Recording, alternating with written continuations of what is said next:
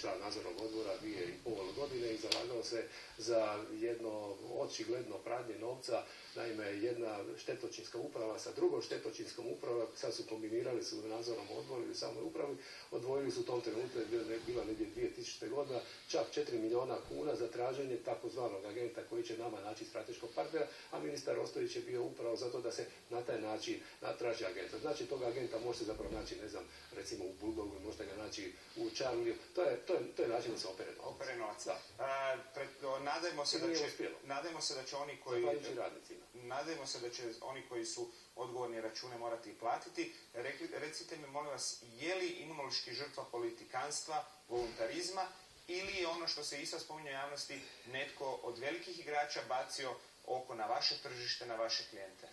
Je li on niz nesretnih okolnosti, nesposobnosti ili ipak nešto više? Sve zajedno što ste pobrojili. Postoje u ovoj situaciji gdje, zapravo ovo je kompletni kaos u ovoj državi, postoje privatni interesi, tu se miješa politika s ovim, onim, ljudi su nešto uložili, očekuju puno, nanjušili su te sojeve. Znači, ako imate jedan odgovaran, taj soj, znači, je čuvan kao jedna velika politička tajna, sve do 2011. godine kada smo uspjeli ipak da to izađe na svjetlo dana i da to otkrilo se, znači, po jednom stranom revizoru, da to obzirom na instaliranu opremu može vrijediti čak do 20 milijuna eura. Da ne bi ostalo samo na žalopojkama, vi ste i prije nekoliko dana pred kraj prošle godine uputili dokument prema vladi u kojem ste jasno pobrojali 5 točaka, ja ću ih pročitati, koje su potrebne da bi se spasio Imunološki zavod. Prvo, prije objave stečaja.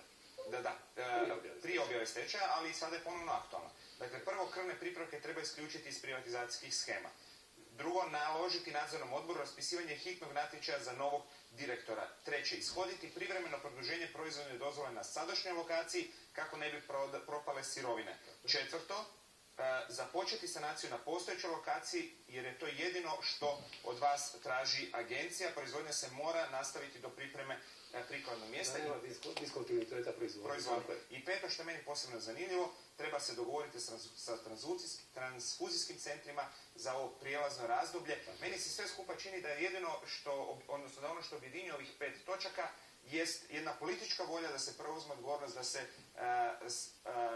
prođe to prijelazno razdoblje, da se spasi strateški interes države. Upravo to, kako sam rekao, zapravo svi oni koji su, znači svi unutra, čak na Imunološkom zavodu, podržavaju upravo takav plan.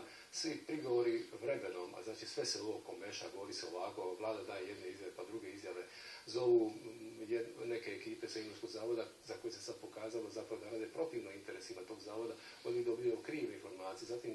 Zatim na tu istu vladu dolazi koordinacija, to je znači jedno neformalno tijelo koje se stvori... Puno neozbiljnosti i vrijeme se gubi. Nadam se da će nakon svih ovih i vašeg uloženog truda i vaših kolega stvari ipak krenuti drugim tokom. Hrvatska televizija naravno pratit će dalje slučaj. Hvala vam na gostovanju. Hvala vam.